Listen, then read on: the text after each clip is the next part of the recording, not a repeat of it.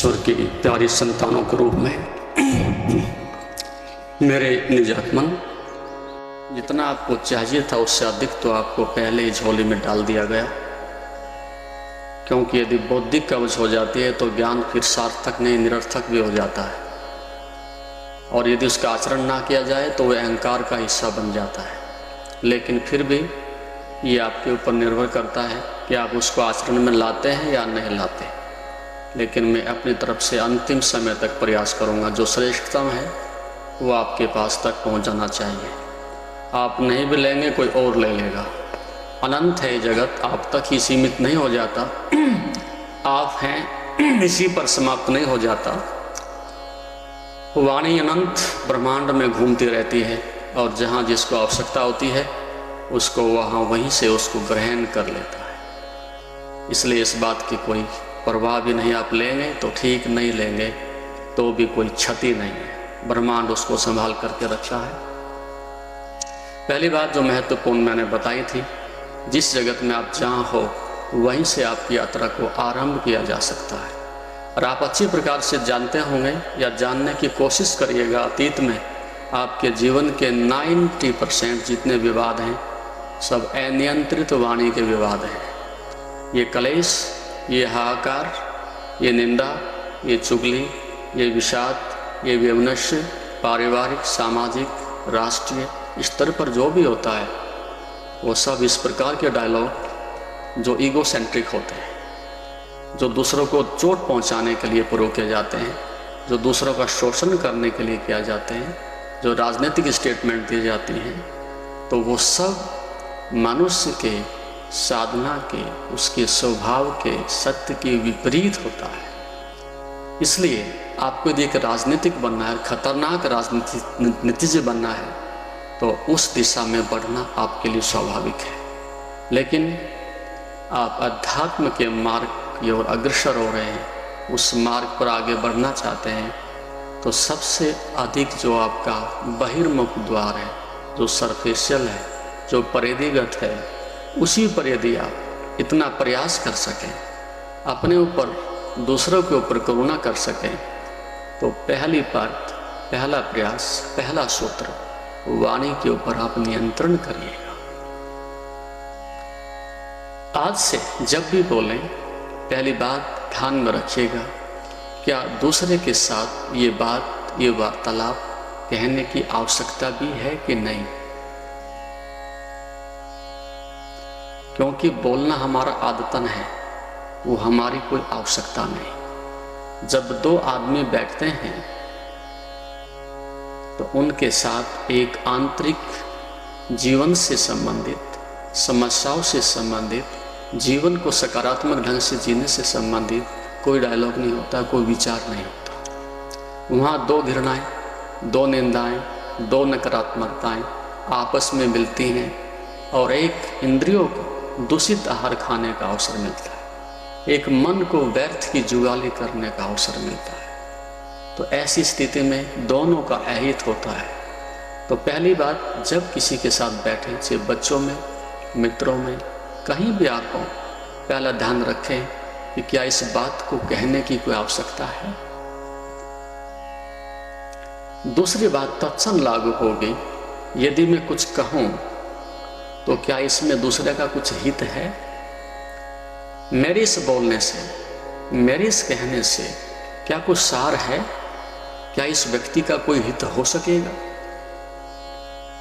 यदि ऐसा नहीं है तो आप विराम दीजिएगा वाणी को और शांत बैठिएगा। औपचारिकताएं निभाने की आवश्यकता नहीं, झूठी प्रशंसा करने की आवश्यकता नहीं, पड़ोसी क्या कर रहा है, कौन दुनिया में कहाँ जा रहा है, इसको बीच में लाने की कोई आवश्यकता नहीं। और तीसरी बात महत्वपूर्ण, जो आप कहने जा रहे हो, क्या आपने उसको जाना भी है, क्या वो आपका अनुभव भी है। और यहां आकर के निश्चित रूप से लगाम लगनी चाहिए, निश्चित रूप से लगाम लगनी चाहिए, क्योंकि मन ठिठक जाएगा, बुद्धि आपके विपरीत दिखाई पड़ेगी, चेतना आपके विपरीत जाती दिखाई पड़ेगी। कितना सा अनुभव है आपका। ज़्यादा से ज़्यादा आप दूसरे लोगों की झूठी जुगाली, झूठे विचार, झूठी धारणाएं एक दूसरे को ट्रांसफ़र करते हैं। जैसे पोस्टमैन होता है, चिट्ठियां घर में दे दी, उसकी चिट्ठियां दूसरे घर में दे दी, वो दूसरों के मैसेज बांटता रहता है।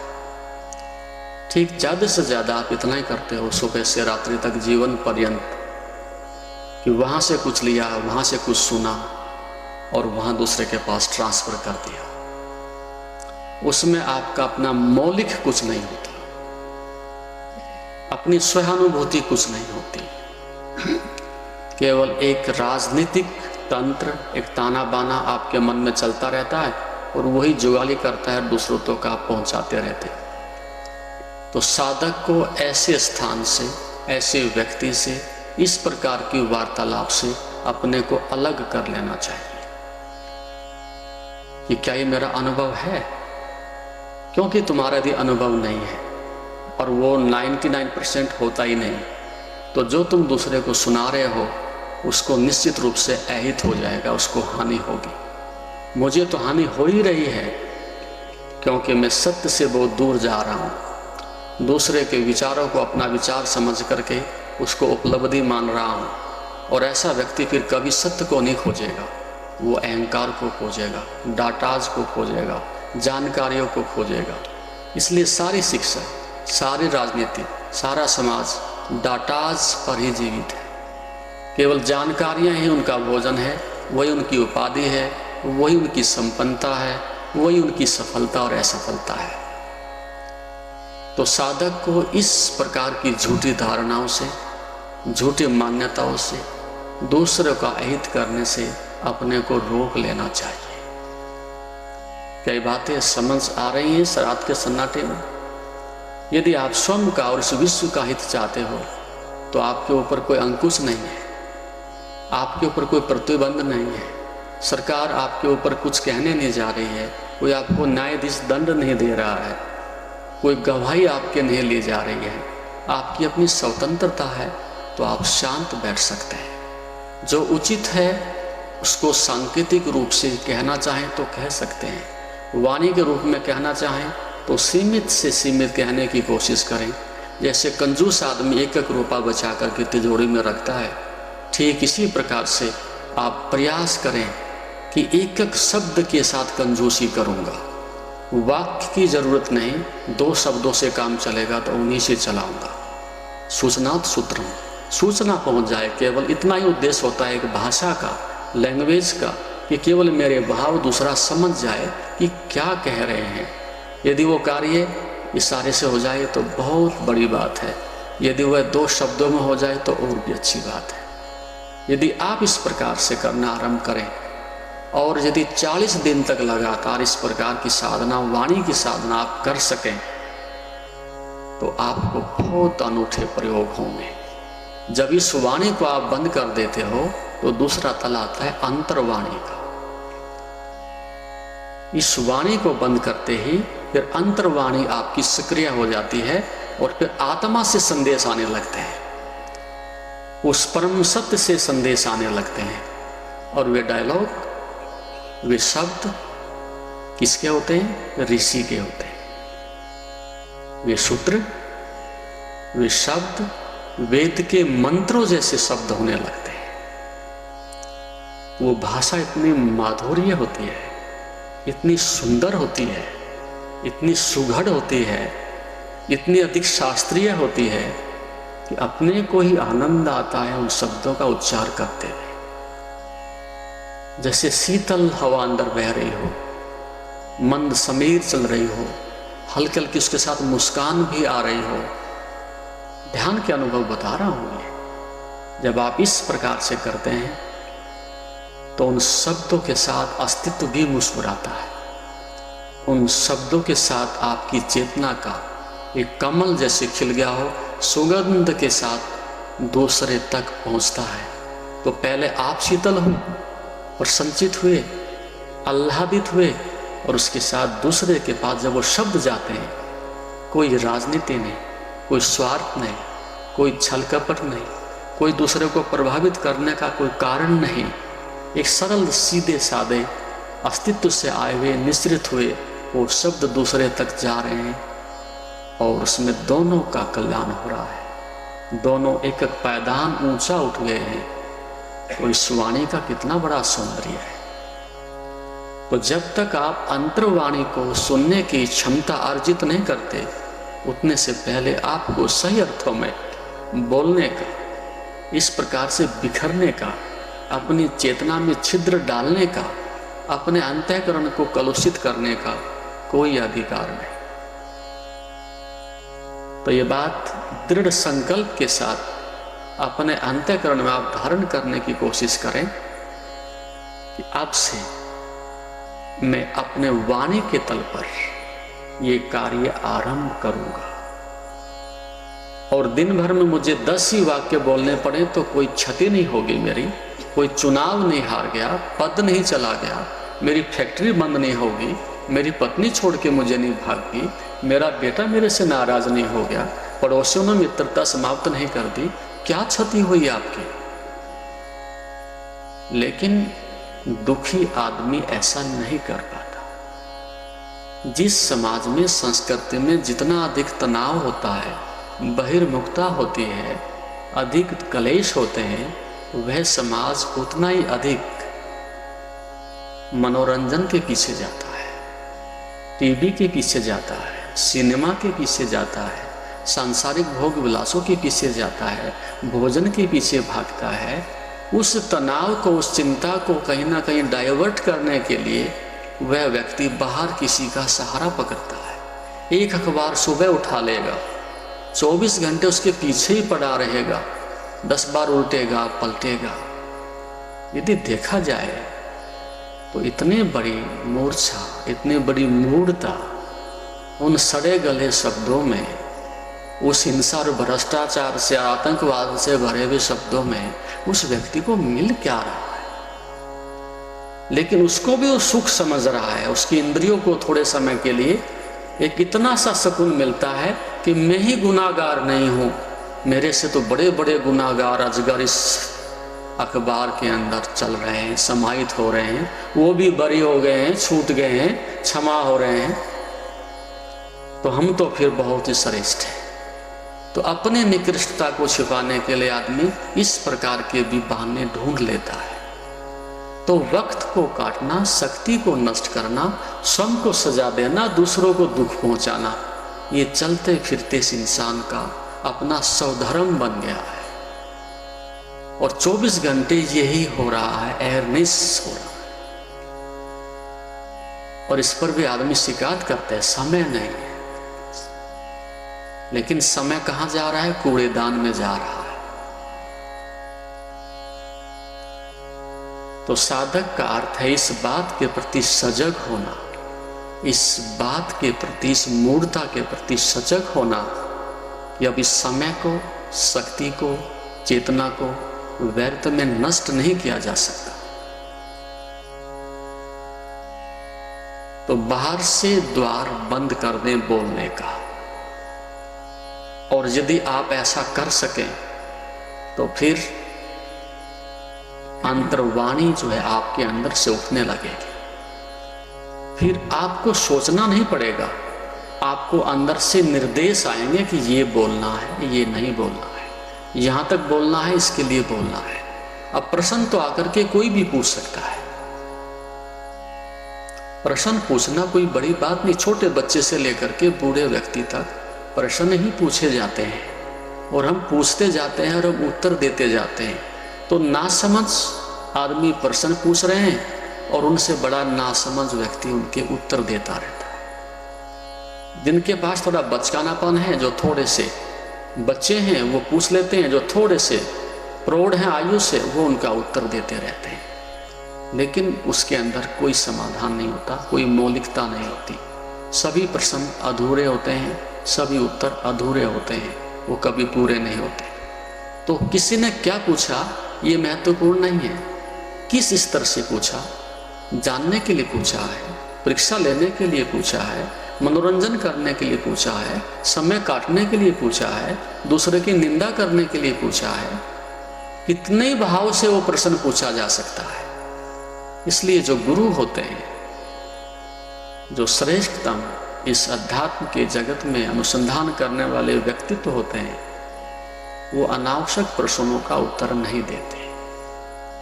ऐसा नहीं कि उनके पास उत्तर नहीं है, लेकिन वहां शांत रहना, चुप रहना वो उचित समझते हैं। तो यदि आप भी इस प्रकार से अपना सकें कि ये पूछा और ये उत्तर दिया, ये महत्वपूर्ण नहीं, आप जानते हो तो उत्तर दें, और पूछने वाले ने केवल जानने के लिए पूछा है, आगे बढ़ने के लिए पूछा रहा, मदद कर सकते हैं तो करिएगा, अन्यथा आप शांत रहें। किसी प्रश्न का अनावश्यक रूप से उत्तर देने की कोई आवश्यकता नहीं। उसके लिए बहुत पंडित बैठे हैं, बहुत शास्त्र है, उनको कहीं ना कहीं जहाँ खोजना चाहेंगे वो उनको मिल ही जाएगा। तो ये बात वाणी के तल पर अंतर्वाणी तक ले जाने के लिए आपका उत्तरदायित्व है, उसका आप उपयोग करें, अन्यथा आप दोषी बनेंगे। आप कभी भी साधना नहीं कर सकेंगे, आप बहिर्मुखी बने रहेंगे और एक राजनीति का हिस्सा ही बने रहेंगे। अभी भी हम 99% पॉलिटिशियन हैं। वे लोग ही नहीं जो सफ़ेद पोशाकधारी हैं उनको हम राजनीतिक कहें, हम भी उसी सीढ़ी के एक हिस्से हैं, उसी श्रृंखला के हिस्से हैं, उसी के पायदान पर हम भी खड़े हैं। जो वो चाहते हैं वो हमें भी मिल जाए तो हम भी इनकार नहीं करेंगे। और पूज्य वही है तुम्हारे लिए जिसको तुम हृदय में स्थान देते हो। अब ये बात थोड़ी महत्वपूर्ण है, इसको समझना पड़ेगा। तुम किसकी पूजा करते हो, इस बात से पता चलता है कि आपके लिए कौन अधिक महत्वपूर्ण है। क्या आप परमात्मा को अपने हृदय में पूज्य समझते हो? हृदय से बताइए, क्या तुम परमात्मा को सही हृदय से अपने सिंहासन पर बैठाने के लिए आतुर हो? नहीं। आपका मोबाइल पास में रखा है, आप आंख बंद करके बैठे हुए हैं और आप परमात्मा की तरफ ध्यानस्थ होते हुए आगे की ओर बढ़ रहे हैं, और इस बीच में कोई कॉल आ जाती है, तत्क्षण आपका हाथ वहीं जाता है, आंखें बंद रहती हैं और आप कहते हैं hello please mister so and so.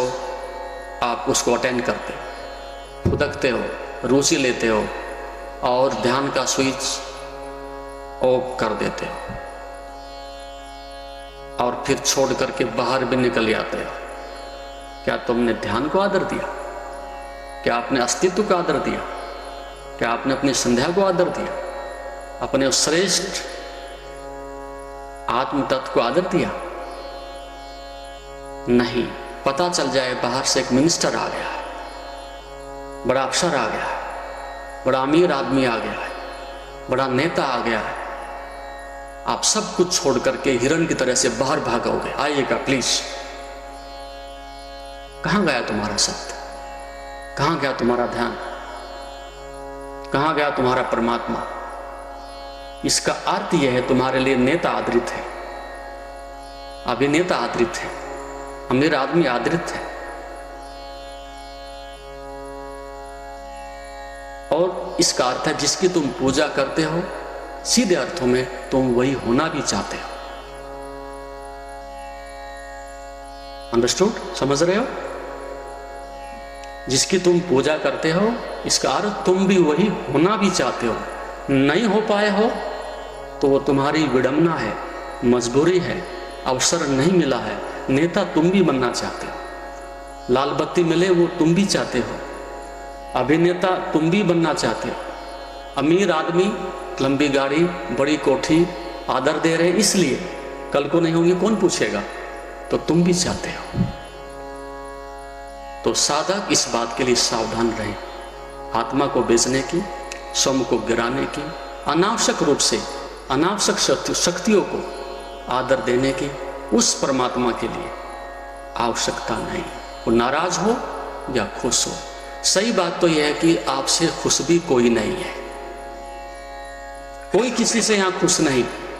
मजबूरियों के सौदे हैं, परिस्थितियों की मजबूरियों की दोस्ती है। चलो अब किसी और के सहारे लोगों, बड़े खुदगर्ज हो गए थे लोग, चलो अब किसी और के सहारे लोगों, बड़े खुदगर्ज हो गए थे लोगों, सहारा समझकर खड़े थे साए में जिनके, ढह पड़ेंगी अचानक वे दीवारें लोगों, चलो अब किसी और के सहारे लोगों। तुम रोज किसी ना किसी का हाथ पकड़ लेते हो, कभी नेता का पकड़ लिया, कभी साधु का पकड़ लिया, कभी अमीर आदमी का पकड़ लिया, और फिर दीवार तो ढहेगी। जिसका तुमने सहारा पकड़ा है वो बेसहारा बनेगा। संसार में आत्मज्ञानी ही व्यक्ति आत्मनिर्भर होता है, बाकी संसार में सब सहारे बेसहारे ही होते हैं। सब मित्रताएं टूटने के लिए ही होती हैं, क्योंकि दोनों का स्वार्थ उसमें निहित होता है, टूटेंगे। हमें कुछ चाहिए, शर्त के साथ मित्रता है, हमें कुछ भी नहीं चाहिए, इसके साथ संसार में कोई मित्रता दिखाई नहीं पड़ती। वही मित्रताएं हैं, वही पति और पत्नी जीवित हैं, वही बाप और बेटे के संबंध चिरंजीव हैं, जहां एक पक्ष ये कह सके कुछ नहीं चाहिए और दूसरा भी चाहता हो कि मुझे भी कुछ नहीं चाहिए। दोनों के बीच में शून्य आ जाता है। कुछ नहीं के बीच में कुछ नहीं समाया, कुछ नहीं, तो वहां शून्य आ जाता है। जहां 1% भी ये उठा कि इतना होना चाहिए था, उसी समय द्वंद्व पैदा हो जाता है। तो छुरस्य धारा, आत्मज्ञान को जो छुरे की धार बताया ऋषियों ने, वो ऐसे नहीं कह दिया। जब चलते हो एक कदम तो पता चलता है कि कितनी कीमत चुकानी पड़ती है। ऐसे रसगुल्ले से निकाल करके मुंह में से फेंक देते हो और लंबे लंबे भाषण कर देते हो और दूसरों को ज्ञान बता करके आ जाते हो, तो अहंकार को बड़ा अच्छा लगता है। लेकिन एक कदम भी चलोगे और जो बातें मैंने बताई हैं, तो पैर उखड़ जाएंगे तुम्हारे मन के, इस जीवन के, और ये समाज पीठ फेर लेगा तुमसे और तुम्हें महामूढ़ कहेगा। और सही अर्थों में तुम सही सही कह सको तो तुम्हें फांसी भी लगाई जा सकती है, और वो लगती रही है। कोई तुम्हें नहीं चाहेगा, तुम्हारे झूठ के कारण तुम्हारी पूजा हो रही, तुम्हारा झूठ पूजा जा रहा, नकली मुखौटे तुम्हारे जो लगे हैं उनका आदर हो रहा है। अपने वास्तविक चेहरे को तुम निकाल के यदि खड़े हो जाओ तो तुम ही स्वयं से घबराओगे। पड़ोसी की तो बात बहुत दूर, वो भी नहीं टिकेगा। झूठ की पूजा हो रही है, झूठे सम्मान की पूजा हो रही है, झूठे अहंकार की पूजा हो रही है। सत्य की प्रतिष्ठा तो समाज से खो चुकी है। कहां है सत्य की प्रतिष्ठा? हमारे लिए झूठ की प्रतिष्ठा है, झूठे लोगों की प्रतिष्ठा है, एक कुत्ते की तरह से पूंछ लाने वाले की प्रतिष्ठा है। गिड़गिड़ाता है आदमी।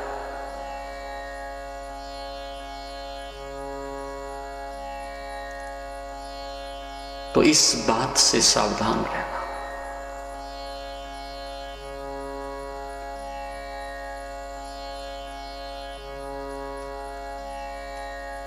तो सत्य के मार्ग पर यदि निकलना है तो इतनी कीमत तो चुकाने का साहस करना पड़ेगा, अन्यथा हम में एक राजनीतिक आदमी में कोई अंतर नहीं। हम भी उसी श्रृंखला के एक हिस्से हैं, एक अंश हैं।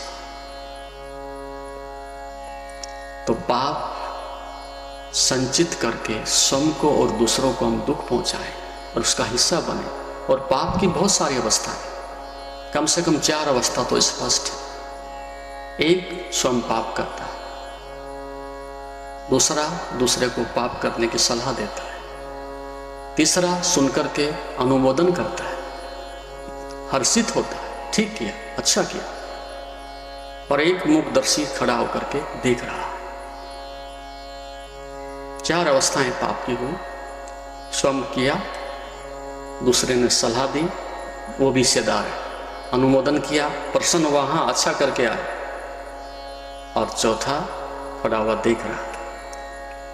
इसलिए संसार में पाप करने वाले लोग अधिक नहीं है, निष्क्रिय पापी लोग अधिक है। सामने पाप हो रहा है और वो देख रहे हैं, मुखदर्शी होकर देख रहे हैं, उनके कारण पाप अधिक है। तो 4 दृष्टिकोण से अब आप देखिएगा, प्रतिदिन चारों में से कोई ना कोई पाप प्रतिदिन कर रहे हो। स्वयं नहीं किया, इतनी हिम्मत नहीं कर पाए, तो दूसरे को तो सूली पर चढ़ाने की सलाह दे ही देते हो। हाँ कर दे, कोई बात नहीं। घर बैठे थे ठीक अवस्था में, लेकिन आपको नहीं पता, आपने अध्यात्म के जगत के अनुसार, नियति के नियम अनुसार अनुमोदन करते, सलाह देते ही कि कर दो कोई बात नहीं, आपने भी एक हिस्सा उसमें से अपने लिए अर्जित कर लिया है। खुश हुए सुनकर के, हाँ अच्छा हुआ, उसके साथ ऐसा होना चाहिए था। अब तुमने वो आदमी देखा नहीं, अवस्था देखी नहीं, क्या भाव दशा थी, क्या घटित हुआ आपको पता नहीं। आप कोसों मील दूर बैठे हो और आप वहीं से कह रहे हो ठीक हो गया है। तो अध्यात्म ऐसे शिकंजे कसता है प्रत्येक इंद्रिय के ऊपर, जीवन के प्रत्येक पहलू के ऊपर, कि आपको 1 इंच भी दाएं बाएं हिलने नहीं देगा। अर्थव्यवस्था डगमगा जाएगी, मित्र खो जाएंगे, चापलूसी करने वाले आसपास के लोग विदा हो जाएंगे, समाज में आप अकेले खड़े दिखाई पड़ोगे। यदि अकेले खड़े होने का साहस है, वहीं से तो संन्यास आया। संन्यास का अर्थ है जिसने इतना साहस दिखाया, अकेले खड़े होने की हिम्मत दिखाई कि 2 भिक्षा की रोटी भी नहीं मिलेंगी तो भी झूठ के साथ समझौता नहीं करूंगा। ये जो शोषण है, बेईमानी है, उसके साथ समझौता नहीं करूंगा। पत्ते खाने पड़े, पानी पीना पड़े, लेकिन अब नहीं हो सकता। तो इस प्रकार से आपको इस अध्यात्म के मार्ग को वाणी के तल से अंतर्वाणी पर लाना है, और वहां से फिर सूत्र आता है भगवान पतंजलि का। फिर आरंभ होता है वितर्क, विचार, आनंद, अस्मिता, रूपानुगमात संप्रजात। यदि आप वहां तक पहुंचते हो अंतर्वाणी तक, तो फिर वितर्क आरंभ होता है, फिर सकारात्मकता की धारा बहती है, फिर आदमी नहीं, आदमी के अंदर से बहने वाली वो करुणा, प्रेम और सहानुभूति उमड़ती हुई दिखाई पड़ती है। तो वितर्क पहले प्रयोग किया भगवान पतंजलि ने। 3 धाराएं हैं। एक तर्क उद्देश्यहीन, आदमी करता है, पूछने के लिए पूछ लेता है, बहस करने के लिए बहस कर लेता है। एक कुतर्क जो अहंकार केंद्रित है, जीतूंगा कुछ भी हो जाए, दूसरे को हानि हो, दुख पहुंचे, पीड़ा हो, अपमान हो, कुछ भी हो, जीतना है, वो कुतर्क है, दूसरे को दुख पहुंचा करके। और वितर्क का मतलब है विधायक दृष्टिकोण, विधायक चिंतन। तो वहां से वितर्क आरंभ होता है। इसलिए तर्क में नहीं जाना, व्यर्थ में कुछ नहीं पूछना, कुतर्क नहीं करना, वितर्क करना है। तो उसका अर्थ है दूसरे के प्रति सदैव सकारात्मक बनने की कोशिश करना, 100% करना। वो आदमी व्यक्तिगत रूप से कितना भी गलत हो, ये उसके और भगवान के बीच की बात है। आपको कोई कितना भी कहे कि आदमी हिंसक है, दुराचारी है, भ्रष्टाचारी है, रिश्वत लेता है, व्यभिचारी है, वो उसके जीवन की और उसके साथ व्यक्तिगत अपनी जिंदगी है। आप उसके अंदर कुछ सकारात्मकताएं देख सकते हैं तो देखिएगा, नहीं देख सकते तो अलग कर लीजिएगा। और संसार में ऐसी कोई दुष्टता नहीं, और इतना बड़ा कोई दुष्ट नहीं कि जिसमें 1% भी कोई अच्छाई ना होती। किसी कोने में बिना अच्छाई के मनुष्य हो नहीं सकता। और ऐसा भी व्यक्ति नहीं उसमें सारे पुण्य पुण्य लगते हो, सारी अच्छाइयां लगती हो, बुराई ना होती हो। तो किसी भी व्यक्ति में से आप कुछ भी चाहो वो चुन सकते हो, उतना तो आपके लिए अवश्य है। तो व्यक्तिगत उसकी दुष्टता, उसके भगवान के बीच की कथा है। वो नरक में पहुंचेगा कि स्वर्ग में पहुंचेगा, वो अपने लिए कितना पाप संचित कर रहा है, वो उसका अपना निर्णय है। और यदि आप उसमें दुष्टता देखते हो और आप उसको दुष्ट ही सिद्ध करने जा रहे हो, तो आपने उस व्यक्ति को और अधिक क्षति पहुंचाई। एक तो जब आप दूसरे को दुष्ट कहोगे, तो दुष्ट कहते समय आपकी चेतना का, आपकी आत्मा का तल उस तल पर आकर के दुष्ट कह सकता है कि जब उसके तल पर आप आ जाओगे। सपोज किसी को मुझे गाली देनी हो तो पहले मैं स्वयं को गाली दूंगा, तभी दूसरे को गाली दी जा सकती है। अर्थात मैं अपनी चेतना का अहित करूंगा, मैं अपने मन को इतना नीचे गिराऊंगा, तभी तो गाली दी जा सकती है। यदि मैं हंस रहा हूं, प्रसन्नचित हूं, आनंदित हूं, तो ऐसी स्थिति में गाली का क्या अर्थ? पहले प्रतिक्रिया होगी, चिंगारी उठेगी, क्रोध उठेगा, धुआं उड़ेगा, चेतना में 2-4 छिद्र होंगे, धुआं सुलगेगा इंद्रियों में, और तब वो गाली निकल करके बाहर आएगी। तो पहले तुम्हें गलाएगी, फिर दूसरे को जलाएगी। और यदि इसी प्रकार की प्रतिक्रिया के लिए, इसी प्रकार की राजनीतिक मन स्थिति के लिए और अहंकार को अपने को जिताने के लिए तुम्हारी नियति है, तो फिर अध्यात्म का मार्ग छोड़ देना चाहिए। फिर आप मैदान में आओ, गोलियां चलाओ, गालियां दो, बगावत करो, चुनाव लड़ो, चोरी करो, दुराचार करो, वो तो आप कर ही रहे थे। और मौलिक सिद्धांतों के अनुसार, समाज के नियमों के अनुसार आपको इस बात के लिए बुरा कहा जाएगा कि तुम गलत आदमी को भी गलत नहीं कह रहे हो। इसका मतलब तुम गलत आदमी के साथ हो, तुम हिजड़े हो, नपुंसक हो, भीरू हो, कायर हो, कुछ कहते भी नहीं। लेकिन आध्यात्मिक व्यक्ति की यही समस्या है, वो व्यक्तिगत निर्णयों को निर्णय नहीं समझता, वो समष्टि को, पूरे विश्व को बीच में ला करके निर्णय करता है। मैं अकेला ही इस आदमी का निर्णायक नहीं हूं, अस्तित्व भी इसका निर्णायक है। उस स्थिति में आप उस विषय में कुछ भी नहीं कह सकते। तो सोच समझ करके हमें फिर वक्तव्य देना पड़ता है। इसलिए भगवान पतंजलि ने जो सूत्र दिया, मैत्री करुणा मुदितो अपृष्णाना, उसमें कभी निंदा किसी की नहीं की, दुष्ट किसी को नहीं किया। पूरे शास्त्र में एक शब्द प्रयोग किया, पूरे शास्त्र में ज्यादा से ज्यादा तुम्हें अधिकार यदि दिया है तो उपेक्षा का दिया है। नहीं बात बनती भैया नमो नारायण, नमस्ते, जय राम जी की, जो भी रास्ते पर मिल गए, ठीक है, नमस्ते भाई। इससे अधिक कुछ भी कहने के लिए कहा नहीं भगवान पतंजलि ने। अध्यात्म के मार्ग की भाषा कह रहा हूं, चलना है तो यही श्रेष्ठतम होगा, अन्यथा यहां रावण की कमी नहीं। टकराओ कितनों से टकराओगे, काटो कितनों को काटोगे, करो कितना का मोक्ष करोगे, संभव नहीं। धर्म व्यक्तिगत है, जीवन व्यक्तिगत है, सत्य व्यक्तिगत है। आप चाहो तो चुन लिया तो उसकी कीमत चुका, आगे बढ़ो। तो वितर्क, विधायक दृष्टिकोण, सकारात्मकता रखना, कांटों में भी फूल दिखने लगे। एक दुष्ट व्यक्ति में भी कम से कम आत्मा तो है, उसे कैसे नकारोगे? कम से कम आत्मा तो उसमें है, उसको तो स्वीकार करना ही पड़ेगा। अच्छी आंखें नहीं है, अच्छे कान नहीं है, अच्छा मन नहीं है, अच्छी बुद्धि नहीं है, अच्छा शरीर नहीं है, अच्छे विचार नहीं है, लेकिन एक बात तो माननी पड़ेगी, उसके अंदर आत्मा तो है।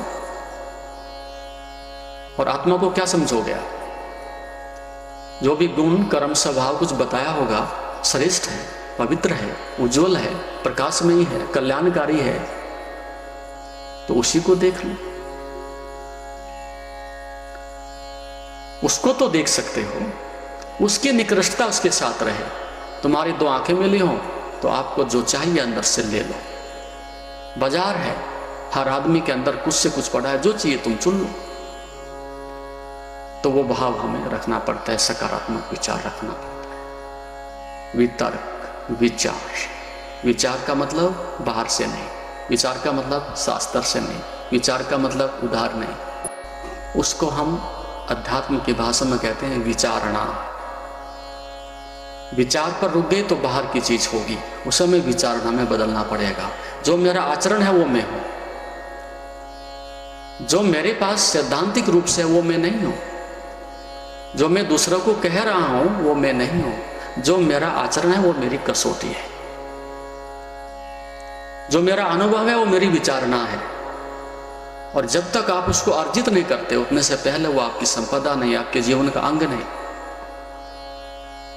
तो इसलिए हम अधिकांश विचारों में जीते हैं, इसके विचार, उसके विचार, इस शास्त्र के विचार, उस शास्त्र के विचार, इस आदमी के विचार, उस आदमी के विचार। आप विचारों का संग्रहालय हो, लेकिन विचारना कहाँ है, आचरण क्या है, वो आपके पास कहीं नहीं। तो भगवान पतंजलि कहते हैं कि विचारना होनी चाहिए। ये कसौटी है, तो तुम कौन हो वो तुम्हारा कर्म बताए, तुम्हारा मन बताएगा, तुम्हारी इंद्रियां बताएंगी, तुम्हारा आचरण बताएगा।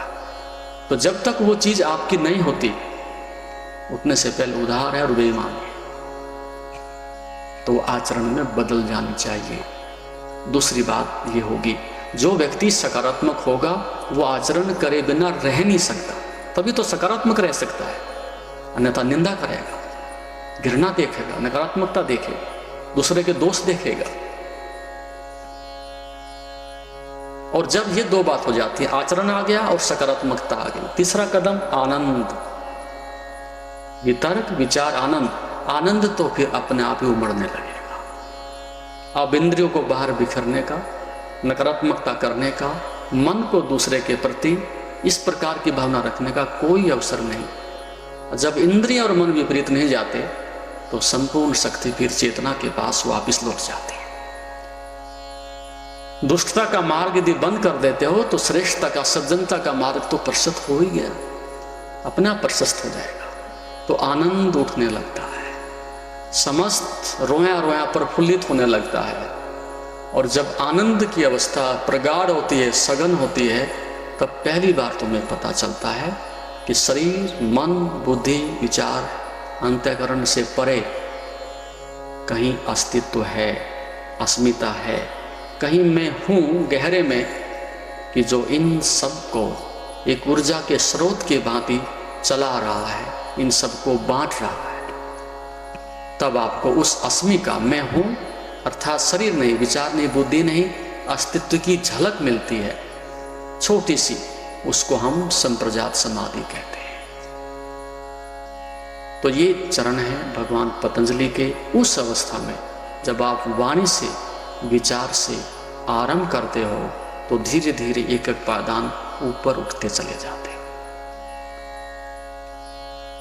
तो ये कुछ महत्वपूर्ण सूत्र जो मैंने आपको बताए हैं, इनको आप अंतःकरण में धारण करें, चरितार्थ करें, कृतार्थ करें, तो आपके जीवन में एक महाक्रांति आ सकती है।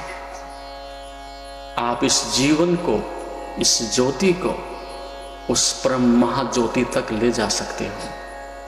अन्यथा ये दीपक तो बुझने को ही है, ये सब कुछ तो साजबाज बिखरने को ही है, ये सब कुछ तो मौत का ग्रास बनने के लिए आतुर ही है।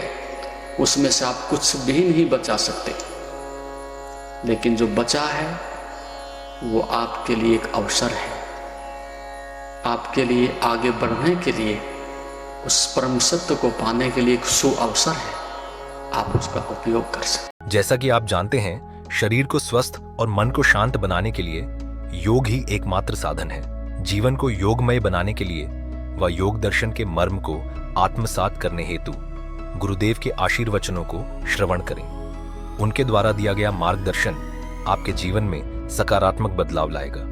अगर आप पतंजलि योग दर्शन सीखना चाहते हैं और इस प्राचीन ज्ञान को अपने जीवन में शामिल करना चाहते हैं तो हमसे संपर्क करें। हमारे योग सत्र न केवल आपके शरीर को स्वस्थ बनाएंगे बल्कि आपके मन और आत्मा को भी संतुलित करेंगे। अधिक जानकारी के लिए हमें नीचे दिए गए विवरणों पर संपर्क करें। हमारे साथ इस योग यात्रा की शुरुआत करें और अपने जीवन को शांति और सकारात्मक ऊर्जा से भरें। धन्यवाद। आपका दिन शुभ हो। ओम नमस्ते।